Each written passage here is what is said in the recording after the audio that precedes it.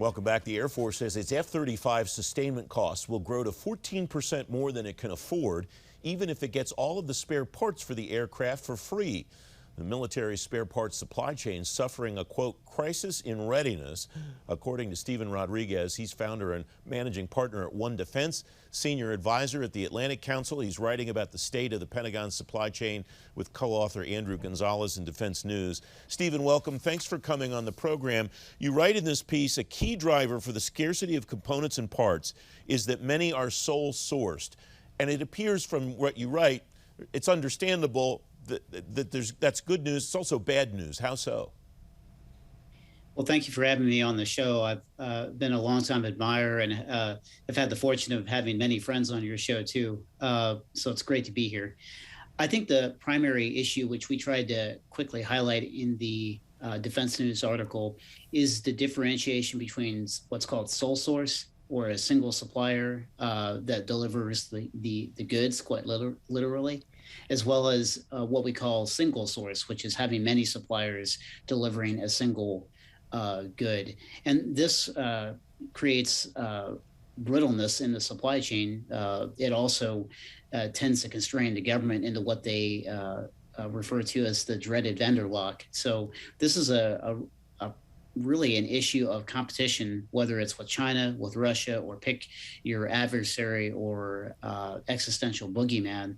And our simple argument is, look, we can talk about strategy, we can talk about numbers of ship or plane buys, but you don't get to compete with anyone if you don't have spare parts. You lay this out rather starkly, too.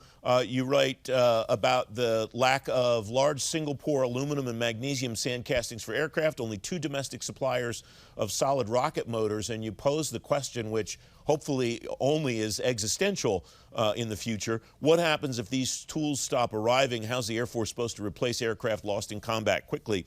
You refer people to the 2019 Industrial Capabilities Report as a place to go to learn why this is important. What's in there that you think people should be aware of?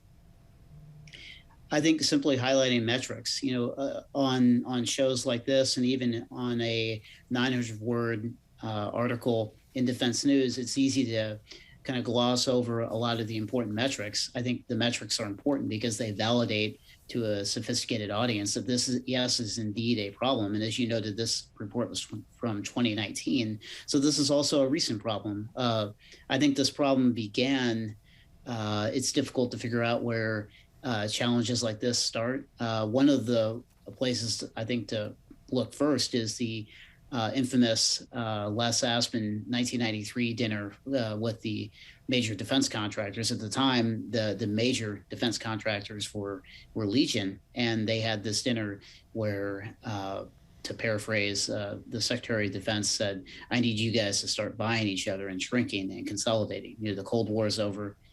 We have the end of history. We're not going to need you. We're not going to need so many of you. So it would be in your best interest to consider consolidation."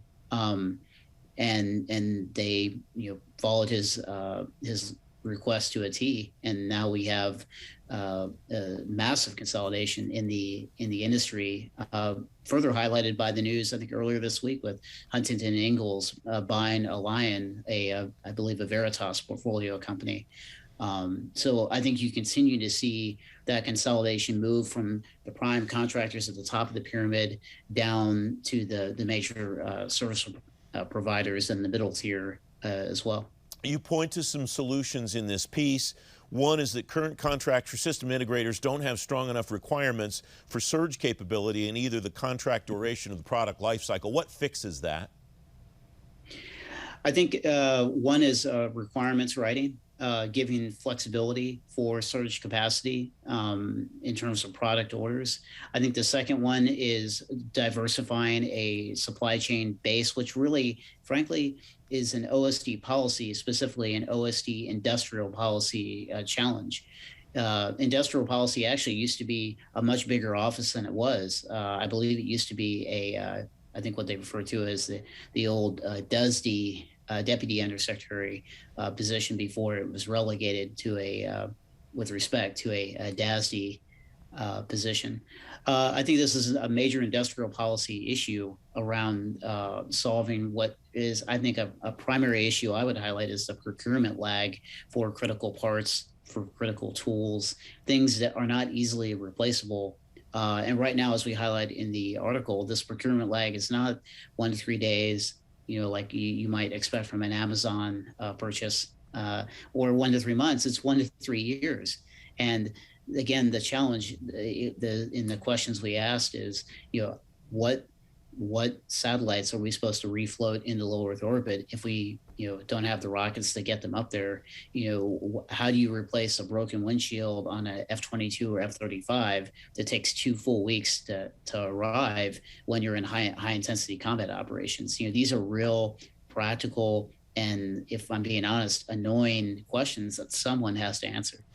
Does some of this potentially result in being overcome by events? All of the services, all three of the branches have 3D printing capabilities on board, included in their inventories. I know you can't necessarily print a windshield for an aircraft, but there's a lot of things that you can make on site. And I wonder if part of the policy issue becomes the department's willingness and ability to buy IP instead of buying stuff.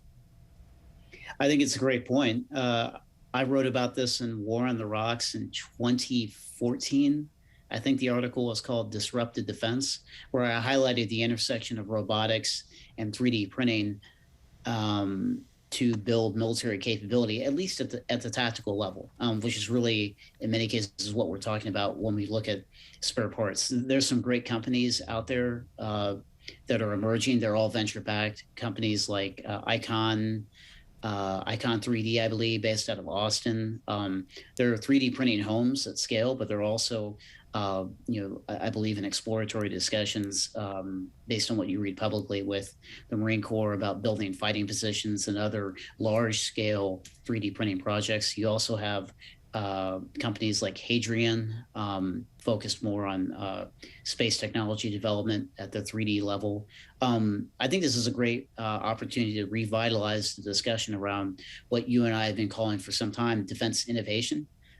Defense innovation, more often than not, tends to lapse into software buys for machine learning, artificial intelligence, cloud computing, what have you. But I think this is a real issue that goes far beyond whether or not we can send email quickly, or whether or not we can monitor adversary communications to, whether you monitor or not, will literally, what army are you going to show up with? And when you show up with that army, is it going to work? Stephen Rodriguez, thanks very much for joining me. I appreciate your time today. Yeah, always a pleasure.